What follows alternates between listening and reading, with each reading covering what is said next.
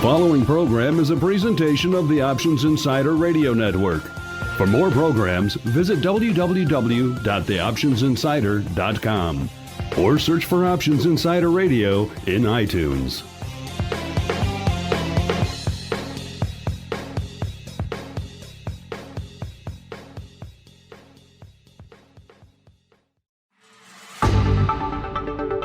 It's time for Volatility Views, the premier radio program for volatility traders. Each week, we'll dive into the world of volatility, how to manage it, profitable strategies, and how to avoid the pitfalls of trading volatility. If it involves volatility, you'll find it on Volatility Views. And now, the Volatility Exchange is proud to present your hosts, Mark Longo and Don Schlesinger. Welcome back to Volatility Views, and I hope all of our listeners out there are having a fun and profitable trading week. My name is Mark Longo from theoptionsinsider.com, and I am joined, as always, by my ever-faithful companion, good old... That makes you I was sound, waiting for you to say Tonto. That makes you sound like my dog or something. I'll have to come up with a better description for you for next time. But yeah, Tonto's a good one too, my ever-faithful Indian companion. Don Schlesinger from the Volatility Exchange. Don, how are you doing this fine Friday afternoon? Just fine. Great to be here. And you can call me whatever you like, as the old saying goes, as long as you spell my name right, right? All right. And with that, we're going to roll right into an abbreviated volatility review. It's time for the Volatility Review. And welcome to the Volatility Review. This is, of course, where we discuss what's been happening over the past week in volatility. And I say this is going to be abbreviated because we do have a guest coming up that we want to get to. So we're going to do a quick overview of what happened over the past week in volatility. And Don, what did we see going on out there in Eurovol this past week? Well, as you know, we spoke last week about the fact that we had an expiration, both the June 1 vol and the 3 vol expired simultaneously. So now we have new contracts trading. That would be the July 1-month vol contract futures. And then we have the September. We're up to the 3-month in the September expiration. And early going, of course, it's early, but what we're seeing is that partial volatility, in other words, the calculated data points for the first 4 days, is a rather modest 9.48, and yet the contracts, once again, are trading with premium. 11.35 settlement last night for the July, and 11.85 settlement for the September. So we talked about what that means if the actual calculated volatility is about 9.5, and yet the contracts are trading in the mid-11s. There's an inferred price for future volatility, the volatility that's left in the contracts. And that's as high as 11.70 for the July and almost 12 for the September.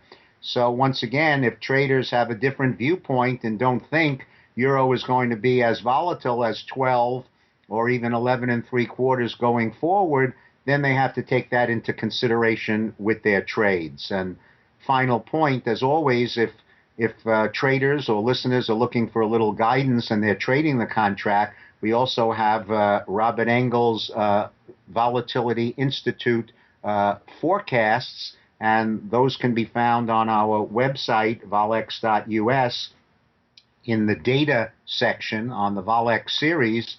And there you'll find that he's predicting expiration values for these two contracts in the mid-10s, about 1060 or 1070.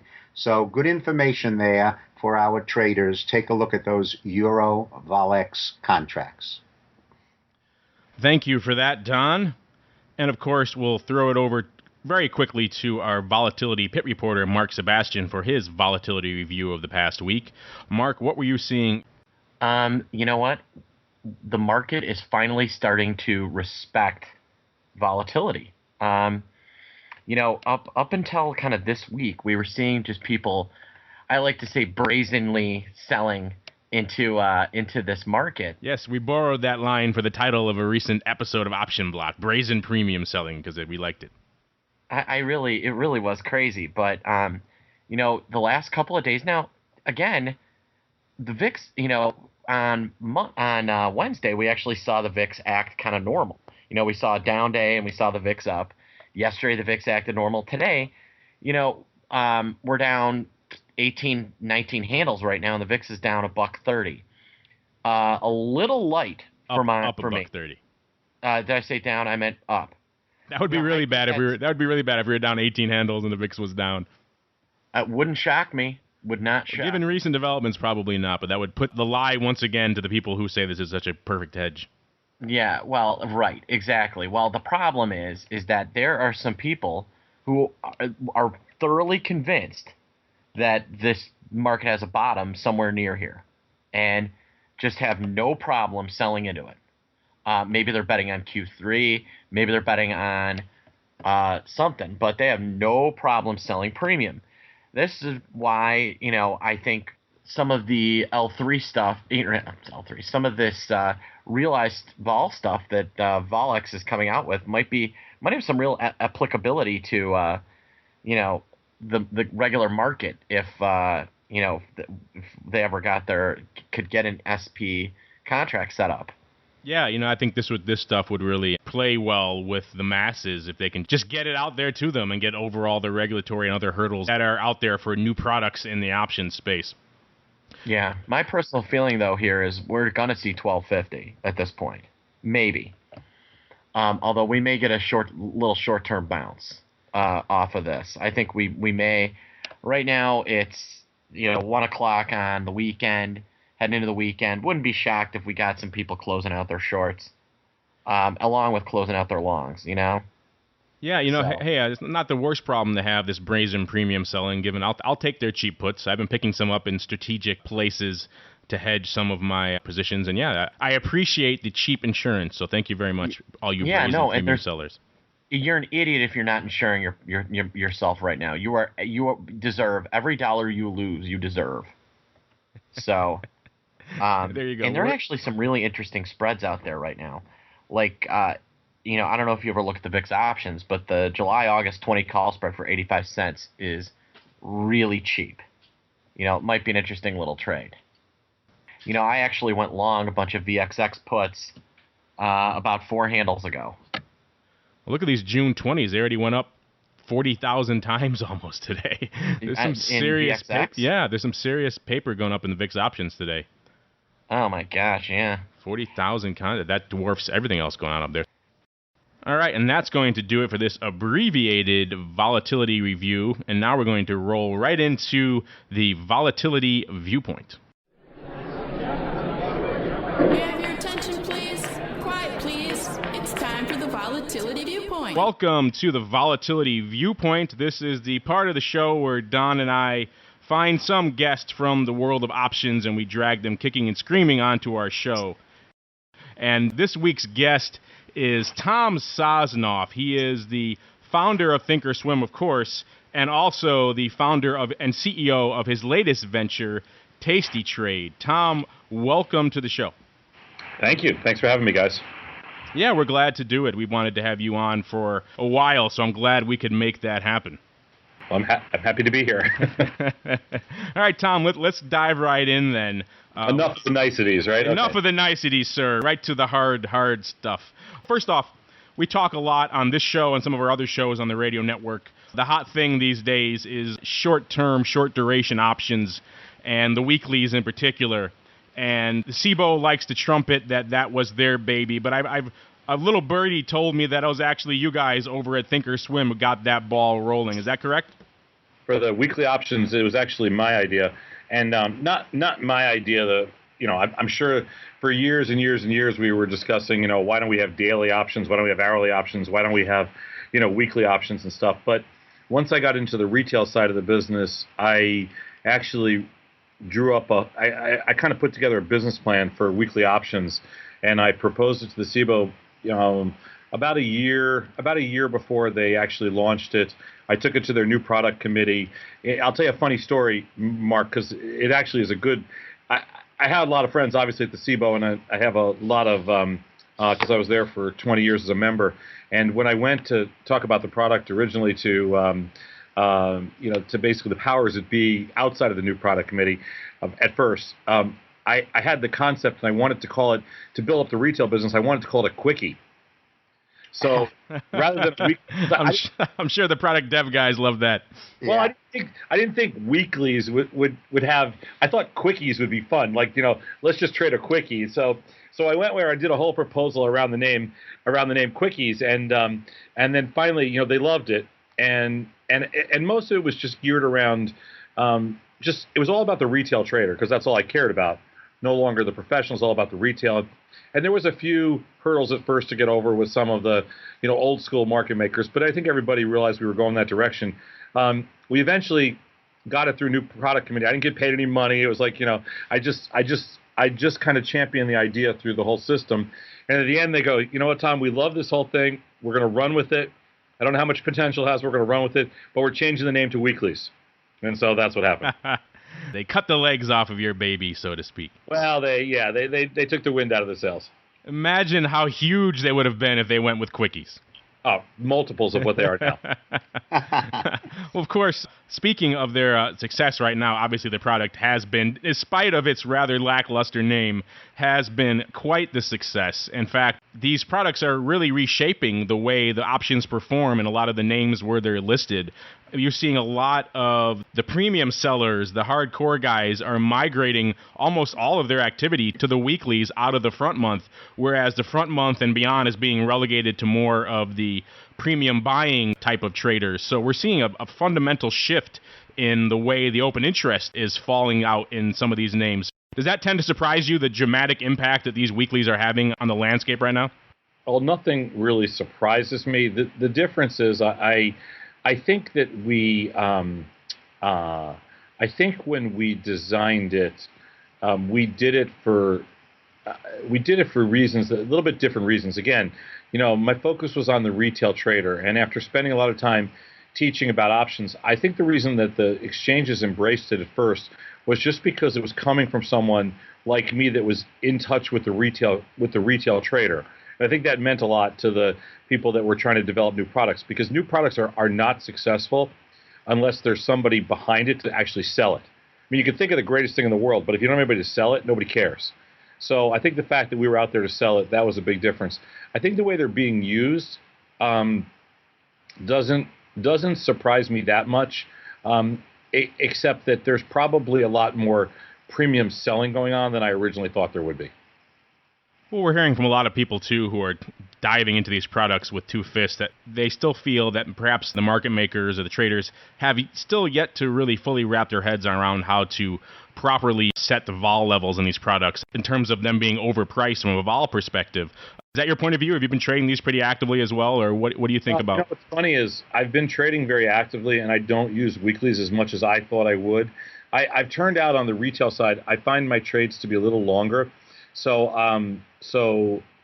I thought originally I'd be more active in the weeklies, and I just use them more as an adjustment tool personally. I'm talking about I use them more as an adjustment tool than I do as an opening trade. The other problem is for the retail investors that the way the capital requirements are set up as far as clearing firms and as far as the way OCC margins this stuff when you get close to the weekly expirations, it's not all perfect yet. So although on the front end it looks good, and from a market maker perspective it's okay, on the back end for retail customers it's still a little messy. And in other words, there's usually a cutoff time prior to expiration when the front month options protect the back month options and stuff like that. And it's hard to measure real risk with 1 day to go. And so it does create like I said, it's just a little messy. It's not perfect yet. That's probably part of the reason. From a retail perspective right now, I think the market share is up to, I want to say the last number I looked at was about 16 or 17%, which is a big number of most of the firms that have option trading clients retail-wise. So that's a nice chunk of business. I'd ask you a question and ask almost for your advice and for your opinion.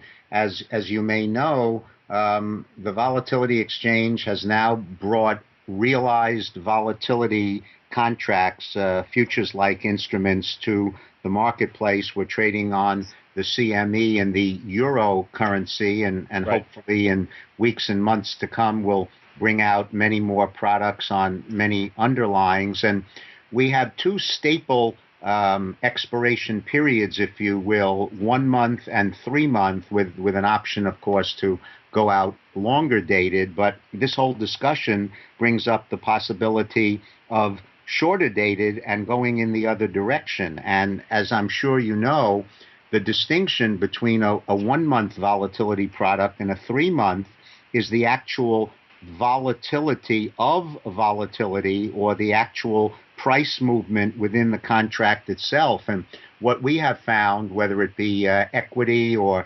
currency or anything that we study, and obviously you know this, there's somewhat more stability in terms of the actual volatility of the volatility product itself in the 3 month. And for equity, you see values like 28, 30, 35, 40%.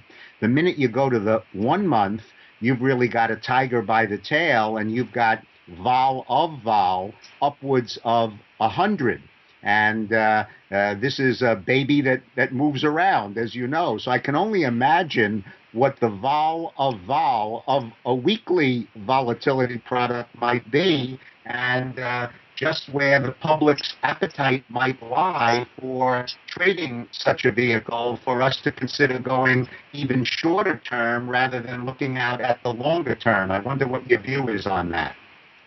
Well, my view is going to stay pretty consistent. I agree with you with the statement that the thing that makes volatility indexes or volatility products interesting is that in most cases you're talking about, a $17 or $18 index or $18 number that has, it's the fun thing about trading volatility is that it's a $17 or $18 index with 70 or 60 or 70 or 80% volatility. So volatility on volatility is the interesting piece to the whole puzzle. Right. The problem with it is that from a retail perspective, very few retail customers truly understand volatility. Outside of that, they understand that it's a fear factor, and they understand that that's the expected move. I think the perspective that you bring is truly a professional perspective, and I think that the difficult part for the retail self-direct investor, the consumer, is that it's hard to understand how to use volatility in where it's an actual vehicle for trading for you. Like I'm a self-directed retail investor. How do I use volatility so it's effective for me? How do I use it as a hedge? How do I use it as an opening trade? That kind of thing. I think we're nowhere close to a retail investor really caring whether it's 1 month, 3 month, or 9 month volatility. I think it's from the perspective that I like to talk about volatility. It's all about how to use it as a trading vehicle. Again, whether it's an opening trade because you're directional, or whether it's a position adjustment. And I think it's all about for you guys, in order to ensure that you have a viable product that has some longevity. I think it's all about creating. It has to be simple, and it's about simplicity of that product, and it's about having good derivatives of that product. The reason that the VIX product is so successful is because it's got a relatively tight, derivatives market. It's a derivative of the derivative, and that's the critical piece.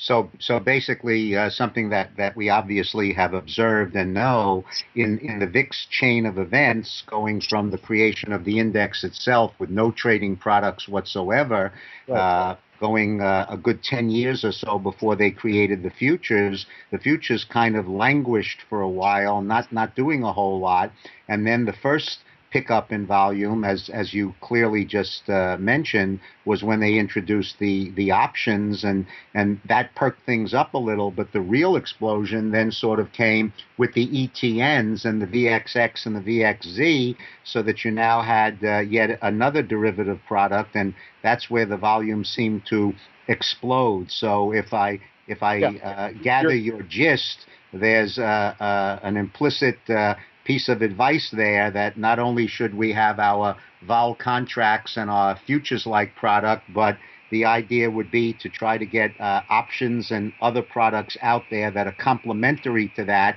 and the sooner the better. Yeah, if we were doing this as an advice show, yes.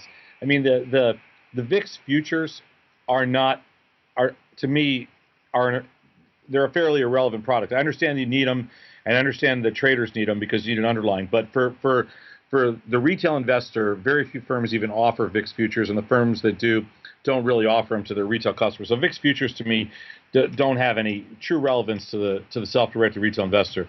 It's the derivative, it's the option markets on that allow customers to basically put up a small amount of money to control, to essentially protect an existing position, or again to establish an opening position. That is the most interesting feature of volatility by definition, because really when you look at volatility, and again, you have to put it in perspective. Those of us that teach stock market trading to consumers, to retail investors, we look for certain tells in the market, and one of the tells, or one of the indicators that I think is most important as we move customers away from pure directional trades based on some technical indicator or based on some piece of news, as we move customers into the kind of logic where, hey, you know what, look and see what's happening around and then make a determination. It's almost back to kind of just watching the tape type of thing. As we move in that direction, volatility index becomes a key component.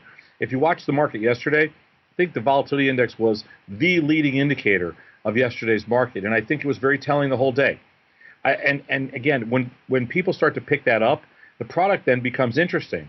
The question is then, how do you use it? And volatility futures they're not a retail product by definition. They're too hard, they're too confusing, they're too expensive. But once you get to the point where you can define risk and you can define different strategies around that particular underlying, then all of a sudden you've got a product that's interesting to lots of people. And I think that's one of the reasons for the explosion in volatility products across multiple exchanges. It's just that finally we have products that the self-directed retail investor can trade, and as soon as there's public interest, then there's professional interest. I'm curious about something, Tom, because Sure. Obviously you're the expert in this, and you know your market and you know your customers. So certainly, please don't take what I'm saying as questioning that. But I'm just curious to learn the rationale behind it. It would seem to me, as somebody who also has been in options education a long time, that if you start with a concept and you describe to people what volatility is and what it means and how it's calculated, and you then create what I would consider to be the first off pure product, if you will, which would be the futures, a linear instrument. Volatility goes up. There's a lot of price movement. This price goes up. If things are calm, if we're in a trading range, the price goes down. Seems to me that I could explain a volatility product that was a linear instrument, such as a futures contract, rather simply to people and have them grasp the notion. But the minute that you do start with the derivative products and you start with options on that, which is now one step removed and no longer a linear instrument and having to understand everything about options, I'm just curious as to why, particularly in the retail sector, it turns out that the end users are more attracted to options type positions on volatility than they would be simply with the linear instrument that kind of sounds simpler for me, to understand. Yeah, I understand completely, except that is the popular misconception, and that's mostly kind of the old school way of thinking from a futures trader's perspective of the world.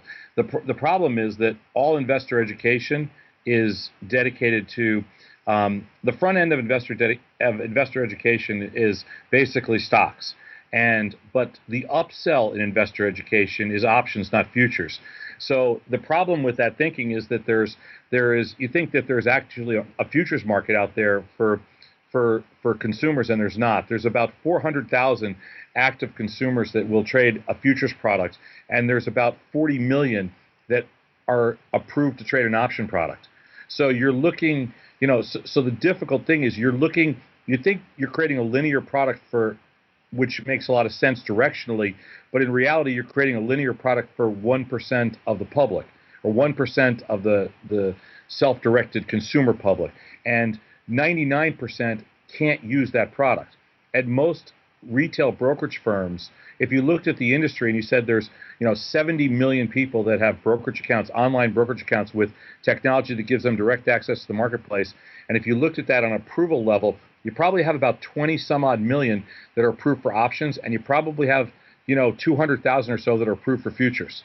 So you're basically only giving yourself 1% of the marketplace, and you're using a product that's a black and white product. So if you look at a volatility, if you're looking straight at volatility and looking at it linear, of course, as a professional trader, I agree. If I want to get to the marketplace and I want a directional bet and I want the most amount of leverage, I'm going to go to that futures product.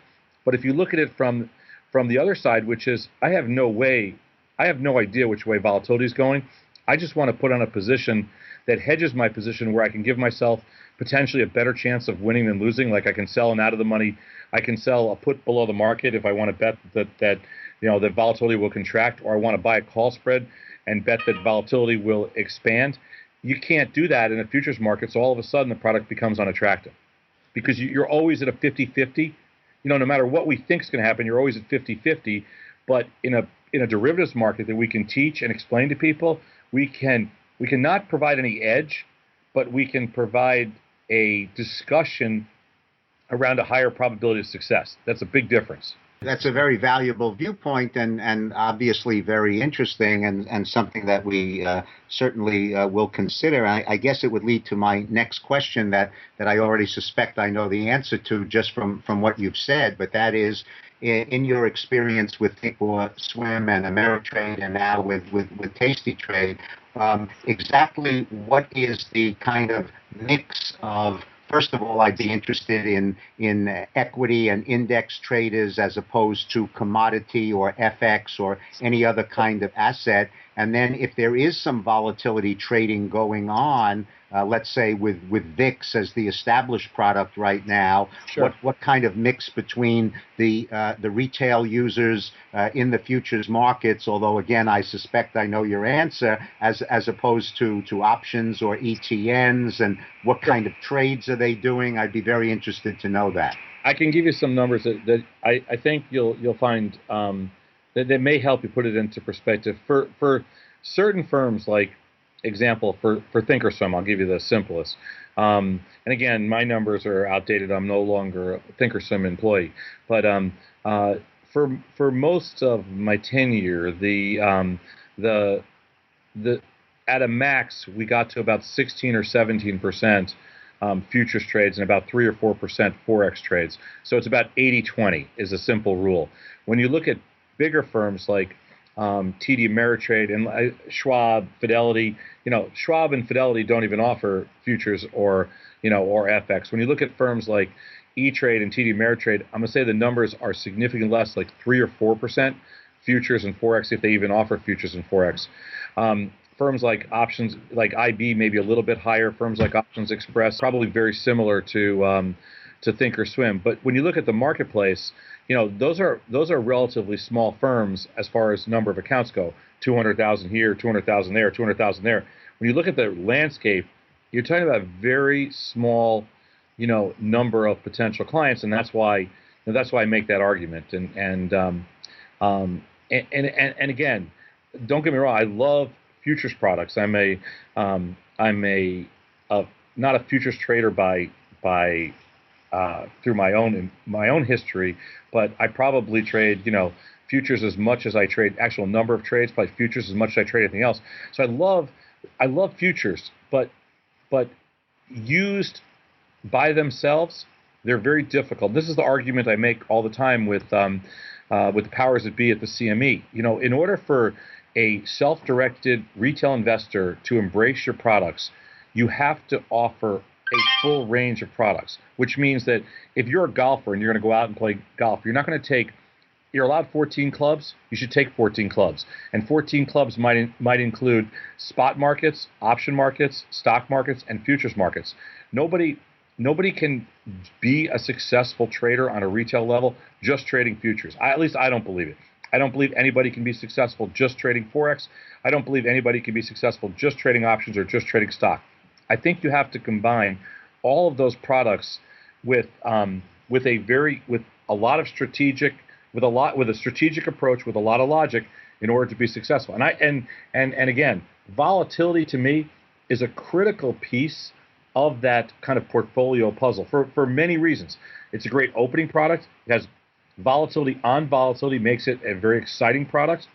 So you have liquidity, you have high volatility, you have a very low basis, which is really important because when you talk about a lot of volatility indexes, I think this thing most people miss about volatility by definition. When you look at most indexes, you're talking about $1,000 index, a $500, a $900 index, a $1,300 index or a $2,300 index, whatever it is. When you look at volatility, in most cases, you're talking about a very inexpensive index. So that makes it immediately attractive because cash-settled cheap indexes are fun to trade, especially ones that have high volatility. I'll give you an example, Don, that's most interesting about volatility, which is another product that people like to trade, for example, is spot Forex. But when you look at, or Forex in general, any one of the currencies. But when you look at volatility on currencies, in many cases, if you're talking about the euro or something, you're essentially talking about $145 product stock index, whatever it is, with maybe 10, 11, 12% volatility. Right. So it's cost ineffective. If you're a self-directed retail trader, you can't afford to trade the product.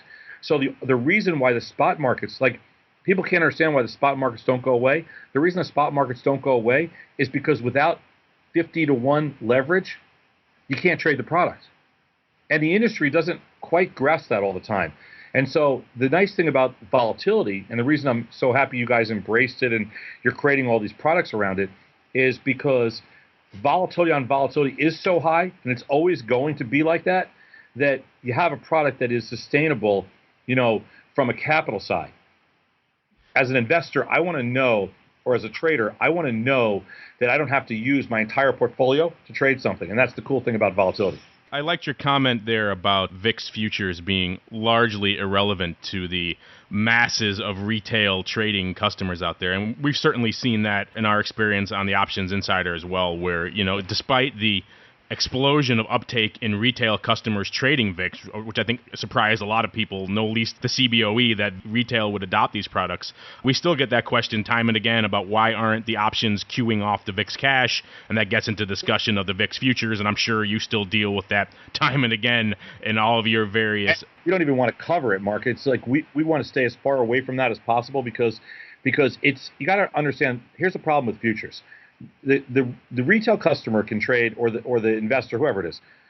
If you want to make a trade and you want to buy one call in IBM, and you want to buy one call in the SPX, you want to buy one call in eBay.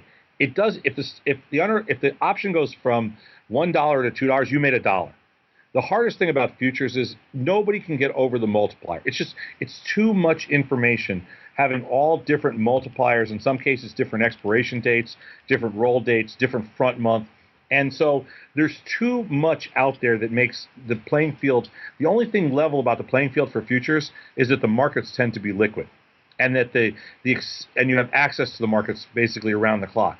But from a retail perspective, the different multipliers and all the different it's just too difficult. And when you get into VIX futures, you have all the settlement issues. You have a different data feeds. There's too much going on. It's too hard to disseminate all that information to the retail investor. So what we have to do is really explain how different strategies work and keep the retail investor at least somewhat protected so that the products are suitable to them. That's true that the futures products are just remarkably obtuse even in this day and age. People can't get their heads around the margin levels, the different margin requirements, the different multipliers. You're right. And to take it one step further, for example, if you're trading, like I trade a lot of bonds, and then how do you explain to retail customers that all of a sudden you've got to go back to fractions? Teenies and ticks, yeah. It's not only do we have, we don't have any of those issues on the stock side. And or we don't have any of those issues on the cash side. So I think that, that's something, if you're going to embrace, if you want access to the 40 million customers that are out there, and which will someday be 80 million customers, then you need to embrace everything needs to be much more uniform. Everything needs to be simpler. And we're not there yet. Speaking about volatility and some of the VIX levels we're seeing right now and some of the other volatility and premium levels we're seeing in some of the products out there, I know you're doing a lot of, right now at least, you're doing a lot of what's trading analysis and recommendation type content over at Tasty Trade. And what are you telling your members? What are you telling customers over there, given what we're seeing right now?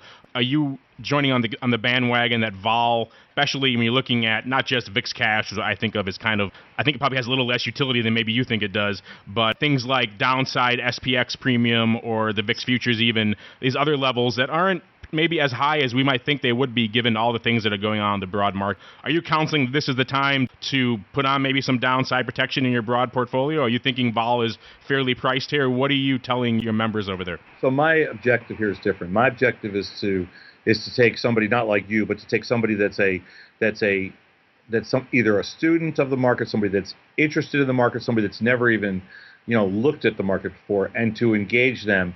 My whole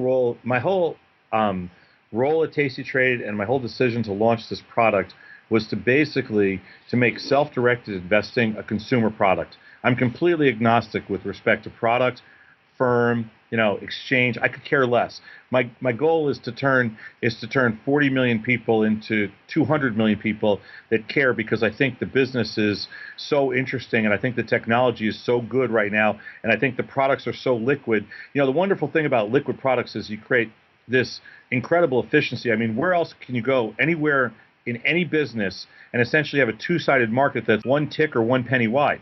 I mean, that makes it totally fair for everybody, because nobody has any edge anymore.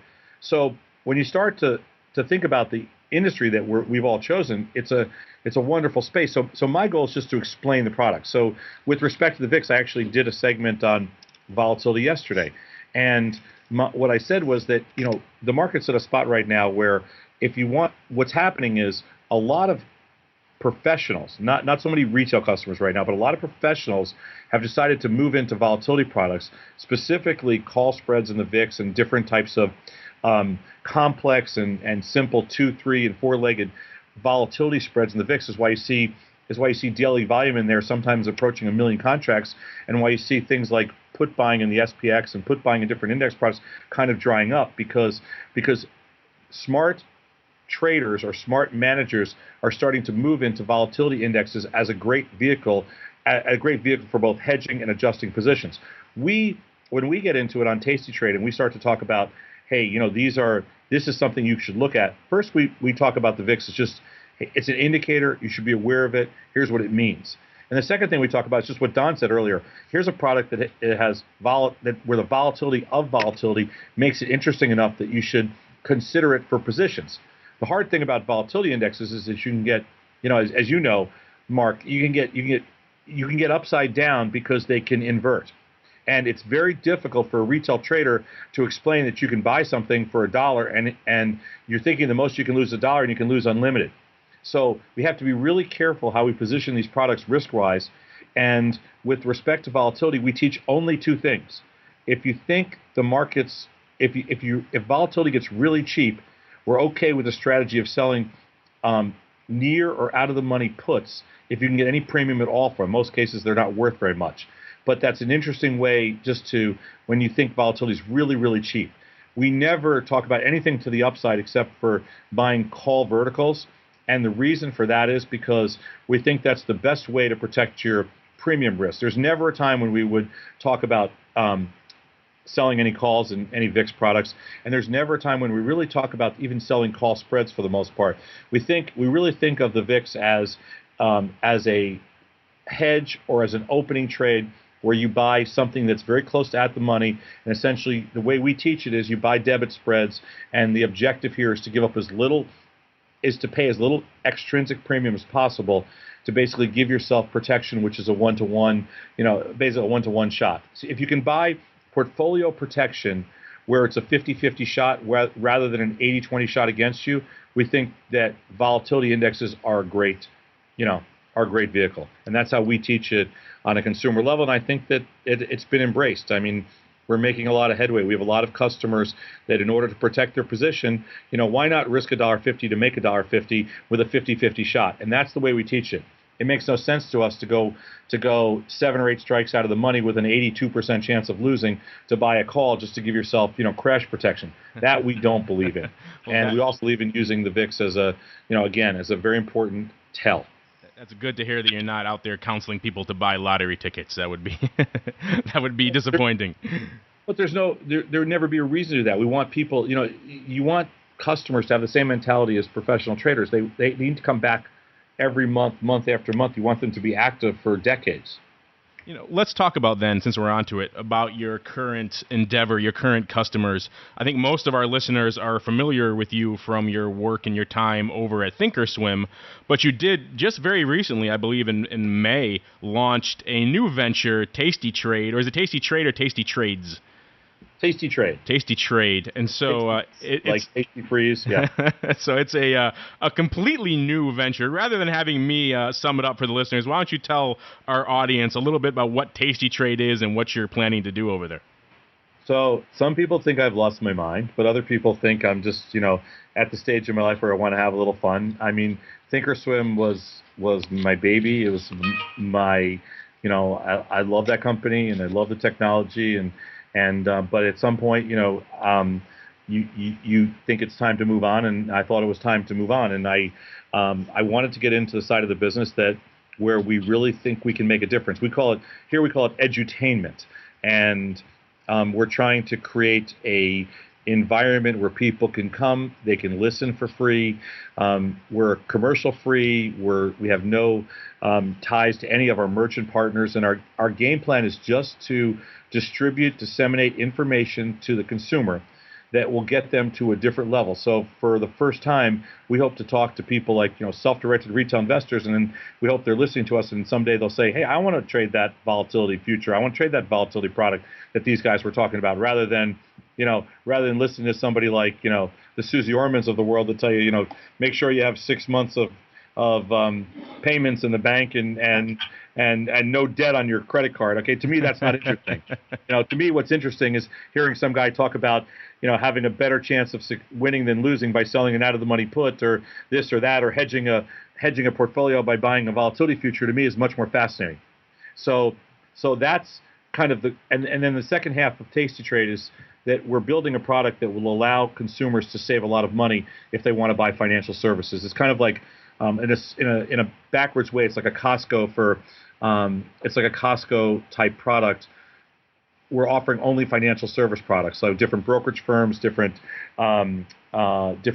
newsletters, different pieces of software, different data feeds, things like that, all at substantial discounts. Where and for listening and for becoming a member, that you get those discounts, and on the front end you can just listen and hear us talk about the markets, and we're trying to make it fun. We want it to be there's a little bit of a variety show to it, but in the real core of the show is talking about the markets, and we try to make it interesting. I think things like, we thought certain TV shows out there now, like for example CNBC or Bloomberg or Fox, they provide really good information, but to certain people they're intimidating, or there's just not enough interest. It's a lot of people talking about the same thing, what they think the market's going to do.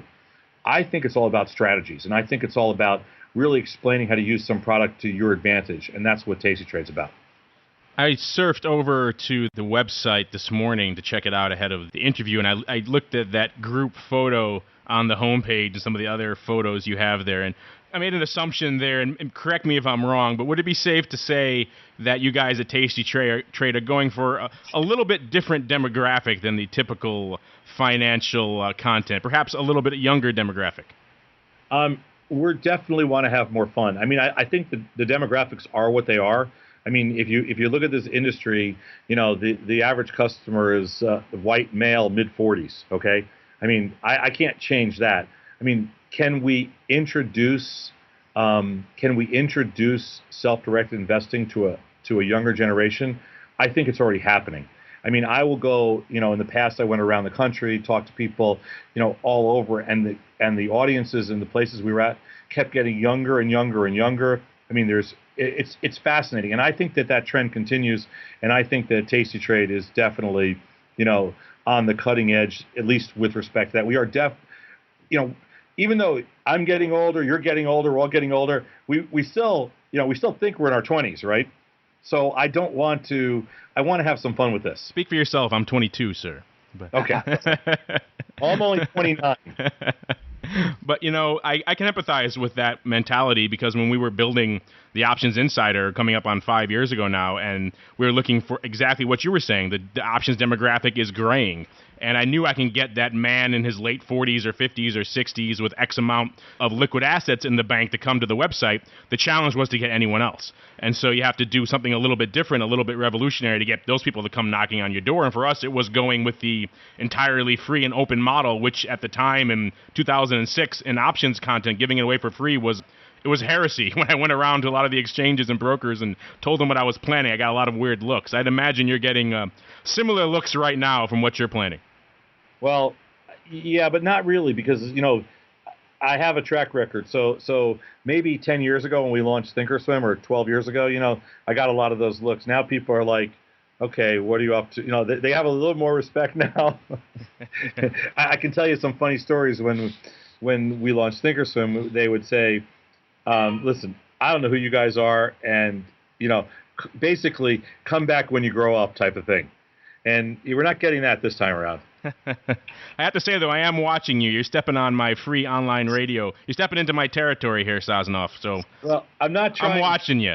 I'm not trying to step on anybody. I'm doing my own thing. I don't pay attention to anything else that's out there. I mean, I have no problem coming on things like, like this thing you're doing here. And because I think that, we're all disseminating really good information. That's all. Yeah, I agree. I think you're definitely taking a different approach, and like I said, this is a huge pool with room for many people to dive in. I like the idea of the store as well. It's an interesting idea. One question I do have for you about the store, and it's sure. I think the most pressing one that anyone can have. Can I go to the Tasty Trade store and get a Tasty Trade beret? You will be able to eventually, but right now, all you have to do is send me an email, okay. And I'm happy to send you one. I need to know where you get those fine branded berets. I love that. It's on me, so just send me an email and have as many as you want. Perfect. All right, Tom, that's about all I have. Don, you have anything else for Tom?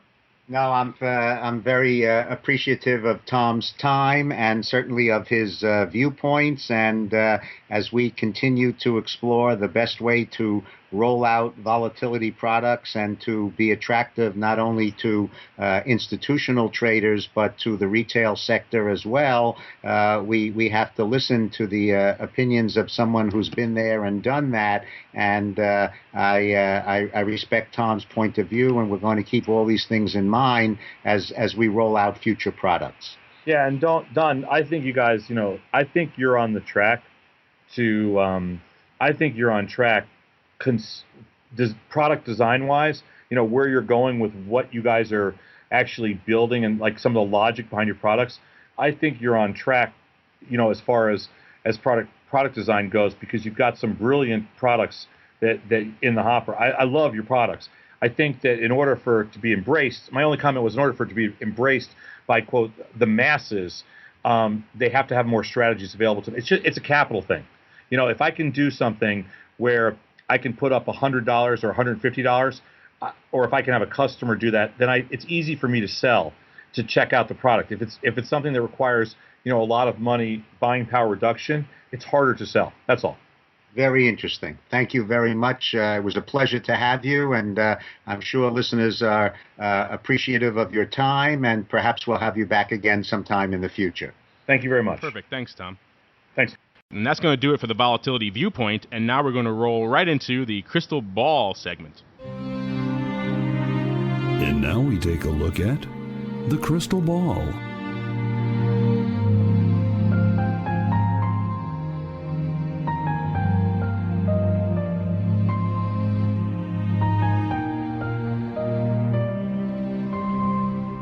And welcome to the Crystal Ball segment. This is a part of the show where we discuss what's coming up on the horizons for the next few sessions. And good old Mark Sebastian from OptionPit.com, our Volatility Pit reporter, what are you seeing out there in your crystal ball for the coming week? I still think we've got some slack to drop down to 1250-ish, but we're seeing a really big rally right now, Mark. But, we've rallied 10 handles since you and I started talking. Yeah, you're right. Yeah, we're down about 12 now in the S&P. So we're down up, I think, about 7 or 8 handles now at this point. All right. Well, It was down undersell about, it. yeah. Make sure you undersell it. Okay, there we go. right. The market is exploding. Race to your computers on Monday morning, 2 days after this has happened, and check it for yourself. Right. So no, it's real interesting. I still think we've got the S&P has some slack to it. I think realized volatility has been increasing to about 19-20% over the last few weeks. I think it's going to stay there for a little bit. I think there's some real good reasons for people to be wondering what the heck is going on. And anytime you see that, you're going to see people thinking about volatility. So I think the VIX itself, trading $19, 19 to 20 at I like a 19 to 20 June expiration, and I like a top out maybe 21, 22, and then before it kind of kicks back from whence it came. So you weren't on the segment, but our guest in the volatility viewpoint section was Tom Sosnoff from Thinkorswim and, of course, Tasty Trades these days. And he made an interesting comment about the VIX futures. He said they're essentially meaningless for the vast majority of the retail masses out there. And, I tend to agree with him. What do you think? I don't 100% agree with him. For a true retail trader. I'm not saying they should be meaningless. I'm saying that they are. I think a true retail trader, yes. But think about this. The VIX futures themselves, maybe. But think about all the people trading VXX, VIX options, XVIX, VXZ. All of those ETNs, they're all based on VIX. All right. Think about S&P 500. That's VIX's derivative of that.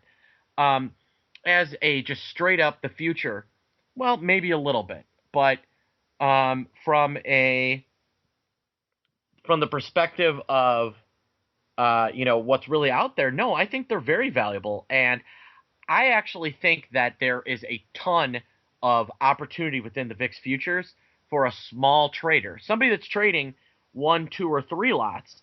There are some really cool plays that you can do in the futures that can make you a lot of money very quickly, where as long as you're trading small enough not to move the market, which is the classic definition of the retail trader, right?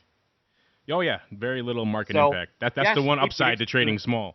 Maybe, yes, it is meaningless to the average retail trader, but maybe it shouldn't be is what I would say. That gets into a whole other argument of whether they should be diving headlong into these volatility products without understanding where they're derived from. But yeah, I agree. They probably shouldn't be meaningless, but I think they unfortunately are for the vast majority. And that's going to do it for the Crystal Ball segment. That's also going to do it for Volatility Views. I want to thank all of our listeners out there for downloading and streaming and subscribing to this program and making it such a success. And keep your eyes peeled to the volex.us website, because I know you guys are going to be adding your own Volatility Views player very shortly. So fans of the show and people who maybe want to check it out for the first time can surf on over to volex.us and download and stream and subscribe to the show from there and share it via Twitter and do a whole bunch of other fun stuff with the player right there from the volex.us website. You don't need to go to iTunes or to the Options Insider anymore. You'll have more destinations for that. And of course, aside from the audio player, any other developments coming up on volex.us, Don? Well, we're constantly refining the site and adding features, so we just ask listeners to check back periodically, and we'll let you know as soon as we put up new site information and new features. Anything new with the Volcones since last time we talked? I don't think so. They're pretty good. We've had a lot of interest in them. Might actually be writing an article about it for an upcoming publication. So let's have our listeners check that out as well. And of course, listeners, we didn't have a chance to get to the mailbag this week because we wanted to devote enough time to our guest, but we'll get back to your feedback and questions and comments next week. And of course, if you do have a question for the show, it could be a question or comment for Don or myself. It could be a suggestion for an upcoming guest you'd like to see us bring on the program. It could be any number of things. And surf on over to theoptionsinsider.com/forum and then scroll on down to the Volatility Views listeners questions section right there, and you can post all of your questions and comments right there. You can also email them to us at our main questions hotline, questions@theoptionsinsider.com, or to Don over at info@volex.us. Just Just be sure to put Volatility Views in the subject line so Don knows it's coming for the show. And of course, if you are ambitious and want to hear your voice immortalized on the air, then leave us a voicemail, 312-544-9356. You can also find us via Twitter at twitter.com/options or at twitter.com/volex_US. And that is going to do it for this episode of Volatility Views. I want to thank all of our listeners out there for downloading and streaming and subscribing to the show and making it such a success. And we'll see you next week right here on Volatility Views. Thank you for listening to Volatility Views. Join us next week as we keep our listeners on the cutting edge of finance and risk management with lively topics relating to volatility. Volatility Views is brought to you by the Volatility Exchange. If you'd like to learn more about vol contracts, please visit www.volex.us. If you'd like to submit a question for the hosts, then surf over to www.theoptionsinsider.com/forum and post your question in the Volatility Views forum. Questions can also be submitted via email at questions@theoptionsinsider.com or via Twitter at twitter.com/options and twitter.com/volex_info. Facebook users can submit their feedback via the Options Insider and Volatility Exchange Facebook pages. Voicemails are also welcome at 312-544-9356. Thanks again for listening, and we'll see you next time on Volatility Views. The views expressed on this program are not intended as investment advice and do not constitute an offer to sell or a solicitation of an offer to buy any securities or other financial instruments and may not be relied upon in connection with the purchase or sale of any security or other financial instrument. The opinions presented on this program represent those of the speakers and do not reflect the views of either the Options Insider Incorporated or the Volex Group Corporation. The preceding program was a presentation of the Options Insider Radio Network. For more programs, visit www.theoptionsinsider.com/radio or search for Options Insider Radio in iTunes.